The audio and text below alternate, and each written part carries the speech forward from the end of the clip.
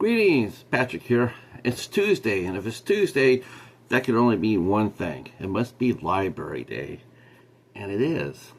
So, obviously, I wasn't here last week for Library Day, and that was because the folks at the library had told us that last week's haul was very, very thin, and there wouldn't be very much there at all, so I didn't go. And they were right, because when I went today, all the folks that were there that wait with me were saying how horrible it was, and that there's only 5 movies on the shelf last week. Well, this week we had one of those good news, bad news things, and that is where they say, hey, we got a ton of movies in this week. So that's good news. Of course, the bad news being that there wasn't any library discards, and a lot of the movies that were there were pretty much stuff that just common dreck. But I did find some stuff. I found a small bunch here. I think I did pretty good this week, actually, for what it was. I'm hopefully this will be, we'll just keep going forward. Hopefully the halls will get bigger again, like they were. But we got 1 Blu-ray and 5 DVDs, so I will definitely show you the Blu-ray first. Actually, this is a combo Blu-ray DVD, and that is Miss Peregrine's Home for Peculiar Children. I believe this will be a upgrade for me, because I do have this on DVD already. I got it at the Family Video way back when, but a chance to get a Blu-ray, I couldn't pass on that, so I got it. And actually, this is a combo Blu-ray and DVD, so that's awesome.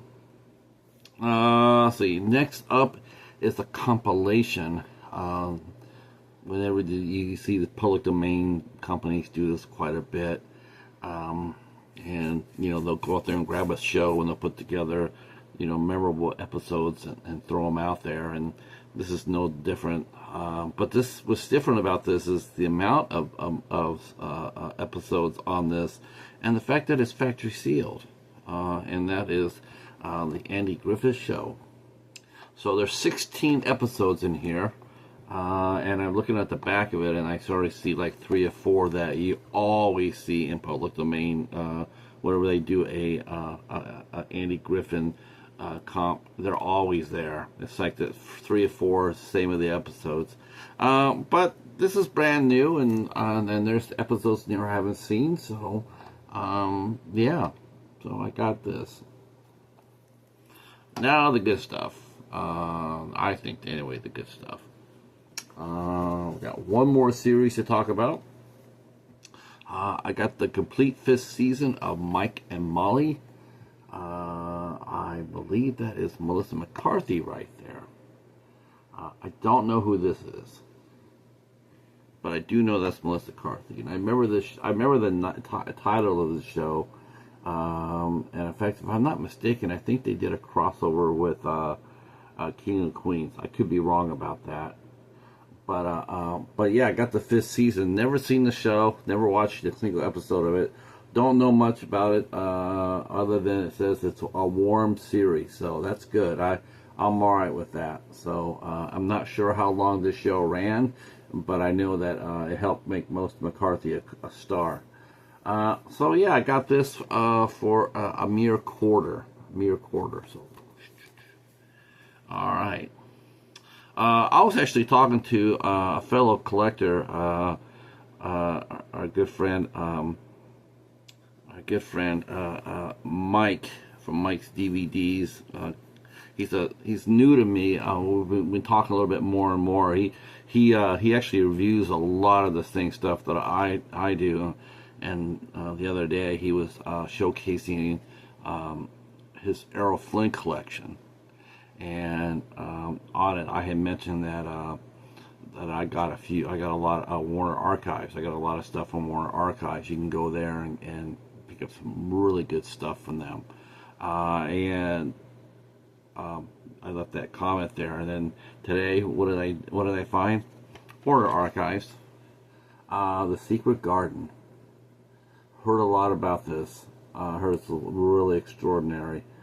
Came out in 1949, and supposed to be very, very good. So any chance I get an archive is a good day for me, as far as I'm concerned. So this stars Margaret O'Brien and Herbert Marshall, and a young Dean Stockwell. You might remember him from Quantum Leap. So very happy to get that. It's been a while since I've gotten an archive from the library. Someone has donated an archive, so that's very cool. Next up, a prelude to Kino Lorber was Coke Lorber, or Koch Lorber, before they divided up or whatnot. But one of the releases they did was this one here, and that is a miniseries of The Count of Monte Cristo, starring Gerard Depardieu. Now he's one of France's biggest stars. I know there's been some reports about him. You know, guy's like 90 years old, right? Yeah. But all I know is that I like Gerard Depardieu. I've seen him in a few of his movies. Green Car with Andy McDowell was really good, and of course, another movie that I was talking to our good friend John from Grande's Graveyard is the Man in the Iron Mask, because he was doing a Leonardo DiCaprio movie ranking, and I had kept on mentioning to him that the Man in the Iron Mask, it didn't make the list, but I understand why, because Leonardo really didn't do that much there. Though he did play a villain. He did play a villain. We're talking about movies with Leonardo as a bad guy. Well, besides the Wolf on Wall Street, but yeah, he played a bad guy in The Man in the Iron Mask. But that's a great movie, and Gerard Depardieu was one of the Musketeers. Now I already have seen the Jim Caviezel version of The Count of Monte Cristo, which is excellent. That's one of my favorite movies. I mean, that's a great movie. But I'm interested in seeing how this plays out. This is much longer. This is a 7-hour adaptation. This is a miniseries. So it'll be interesting to see. And it came out in 1998. It'll be very interesting to see how this plays out. I'm curious. But yeah, I do believe this came out right before, because on here it says Koch Lorber. So I think this is right before they split. They either split up, or Lorber absorbed Koch. I have no idea. But Count of Monte Cristo. All right, we got a centerpiece. A centerpiece, yes, we do. We got a centerpiece.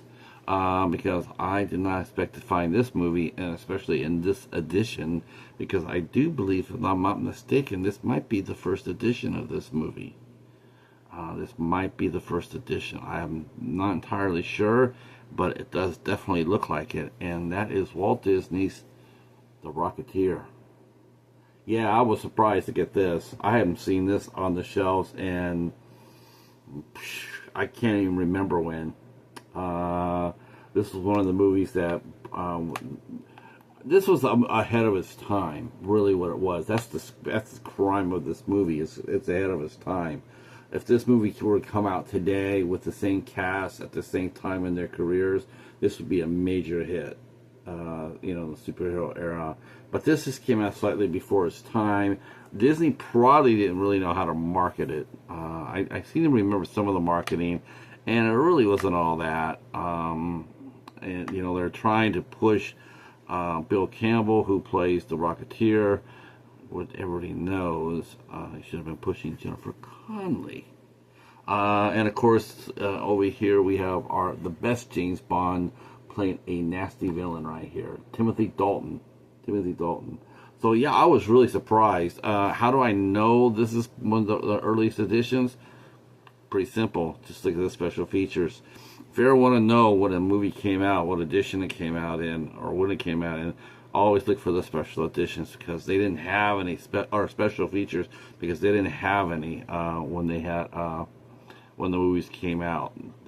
Here they have widescreen, Dolby French, theatrical trailer, and chapter selection. Now, if you got it, now they have complete, making of, the documentary, interviews, bloopers, on location, a ton of special features in a movie like this.